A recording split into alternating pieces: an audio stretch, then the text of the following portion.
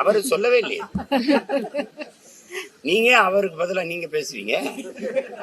மாற்றத்தை எதுல மாற்றத்தை? அதே இங்க பாருங்க, அவர் என்ன செஞ்சிருக்காரு பாருங்க. திமுக 2 இட்லி எடுத்துட்டாப்ல, திமுக 2 இட்லி எடுத்துட்டாப்ல, அதிமுக 2 தோசை எடுத்துட்டாப்ல, எல்லா 2ஐயும் பிச்சு போட்டு ஒரு உப்புமா கிண்டிட்டாப்ல. இங்க அண்ணா வச்சுக்கிட்டாப்ல, எம்ஜிஆர் வச்சுக்கிட்டாப்ல. இதுல என்ன மாற்றம் வருது? இது ஒரு சனியே, இது ஒரு சனியே, 2 சனியும் சேர்த்து ஒரு சட்டையை தச்சுட்டாங்க. சனிக்கிழமை கிளம்பிட்டாங்க. ஏன்னா நீங்க என்ன இதுல மாற்றம்ங்கிற சொல்லையே அவர் சொல்லலையே. நீங்களா மாற்றம் மாற்றம் மாற்றம் எதில் இருந்து மாற்றம்? எப்படிப்பட்ட மாற்றம்? எந்தெந்த இடத்துல எந்தெந்த நிர்வாகத்துல எப்படி மாற்றம்? கல்வி இப்படி இருக்கு, இப்படி மாத்துறேன். மருத்துவம் இப்படி இருக்கு, இப்படி மாத்துறேன். அப்படி ஏதாவது ஒண்ணு சொல்லுங்க. மாற்றம்னா என்ன? அது அவர் சொல்லவே இல்லை. நாங்க மாற்றம் கட்டுறோம்ல, அவரே சொல்லிட்டாரு. அதெல்லாம் நாங்க பேச மாட்டோம், நாங்க ஸ்ட்ரைட்டா பாயிண்ட்டுக்கு வந்துருவோம். இதுவரை ஒரு பாயிண்ட்டுக்கும் இல்ல, 2 பாயிண்ட்டுக்கு பேசுறாப்புல. நாளைக்கு கரூர் பேசி நாமக்கல் 2 பாயிண்ட். அதான் அவருடைய பாயிண்ட். பாயிண்ட்னா என்ன? நாங்க சாத்தியம் இல்லாதத பேச மாட்டோம் அப்படின்னு. சாத்தியத்தை தான் பேசுவோம். எது சாத்தியம்? அவருக்கு சொல்லிக் கொடுங்க. எது ஒன்றும் சாத்தியத்திலிருந்து பிறந்ததில்லை, தேவையிலிருந்து தான் பிறக்குது. சாத்தியம் இல்லாத ஒன்றை சாத்தியப்படுத்துவதற்கு பேர் தான் சாதனை. சாதாரணமான மக்கள் அசாதாரணமான ஒன்றை கனவு காண்பதற்கு பெயர் தான் புரட்சி. அதுதான் முயற்சி, அதுதான் ட்ரீம், அதுதான் கனவு. அது சொல்லிக் கொடுக்கணும். அவர் அதெல்லாம் சொன்னா கேட்கிற மாதிரி இல்ல. அண்ணன் சொல்றாரு, என்னமோ சொல்றாரு, கேட்போம்ட்டு விமர்சிக்கிறாரு.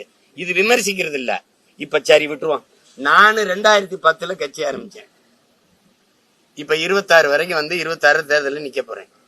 எனக்கு என்ன ஆட்சி 5 வருஷம் கொடுத்து நான் அதை அழிச்சேனா, நாட்டை கொள்ளையடிச்சனா, ஊழல் லஞ்சத்துல ஊறி தெளிச்சனா, மலையை வெட்டினா, மணல் அள்ளனா, கொலை பண்ணனா, கொள்ளையடிச்சனா, என்ன செஞ்சேன்?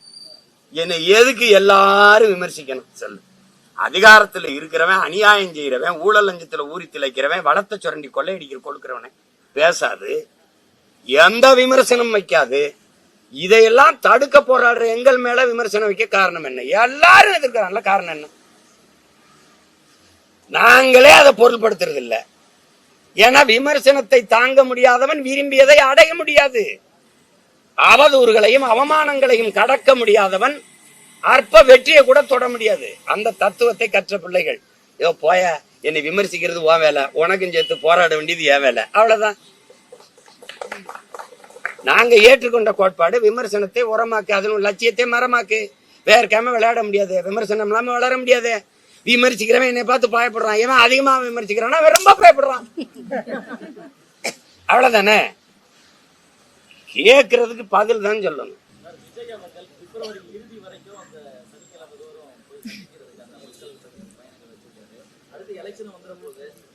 அது ஒண்ணு இல்லை. என் தம்பியை வாழ்த்துறேன்.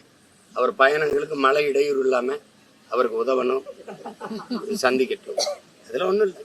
அது அவர் விருப்பம், அவர் கட்சி, அவர் எப்படி கையாளணும்னு நினைக்கிறாரோ அது. இதெல்லாம் ஒண்ணு. அது அவர் தானே அதை முடிவு செஞ்சுக்கணும். அது ஒன்றும் பேச முடியாது. வேற ஏதாவது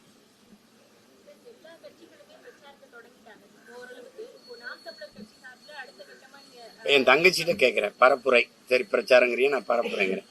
என்ன பரப்புரை செய்யறாங்க? சொன்னார்களே செஞ்சார்களா?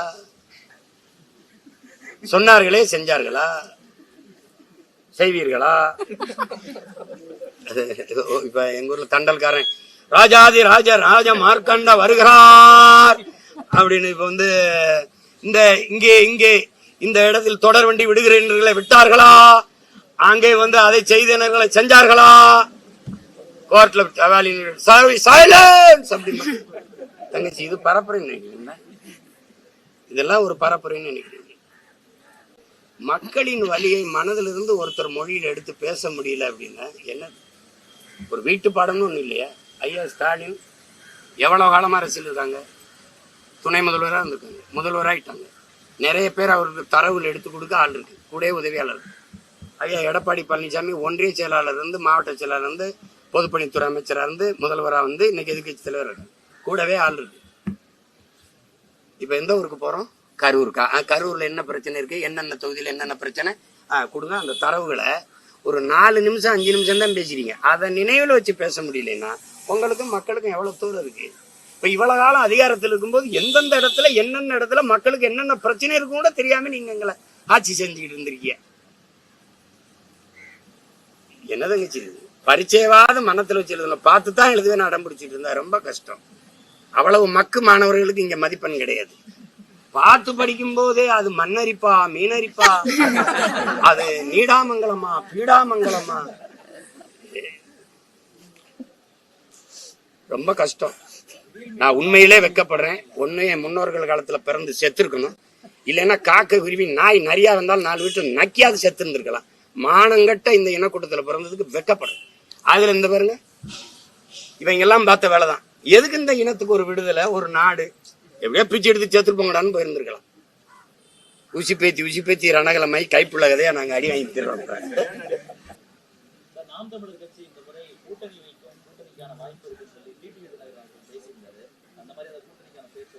இரு நீ என் தம்பி மட்டும் பிப்ரவரி வரைக்கும் போறாரு, நானும் பிப்ரவரி 7 வரைக்கும் மாநாடு வரைக்கும் என்னை விடு.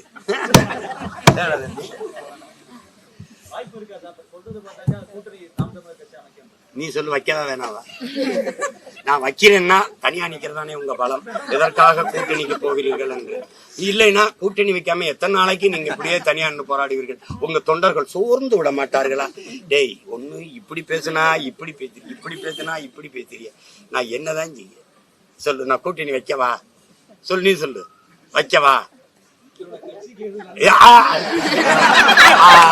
ஆனர், உங்களுக்கு தெரியாத ஒரு செக்ஷன் ஆனர், நீங்க ஏதோ அதுல பார்த்து அத சரியோ அதை பண்ணி விடுங்க. அதான் சாலி வரும் அதானே. சரி, நன்றி, வணக்கம். செய்திகளை உடனுக்குடன் தெரிந்து கொள்ள கீழ்கண்ட கேபிள் மற்றும் டிடிஹெச் நெட்வொர்க்குகளில் எம்நாடு செய்தி தொலைக்காட்சியை காணுங்கள். பாதகம் செய்பவரை கண்டால் நாம் பயம் கொள்ளலாகாது பாப்பா. மோதி மிதித்து விடு பாப்பா, அவர் முகத்தில் உமிழ்ந்து விடு பாப்பா. அண்மை செய்திகளை உடனுக்குடன் தெரிந்து கொள்ள இணைந்திருங்கள் எம்நாடு தொலைக்காட்சியுடன்.